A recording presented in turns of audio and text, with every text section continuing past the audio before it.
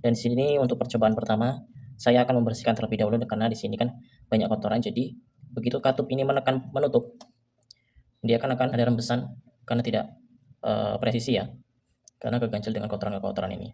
Maka kita akan bantu dulu untuk pembersihan dulu, kita sikat. Dan di sini juga kita bisa buka ya. Oke, kita buka untuk mempermudah.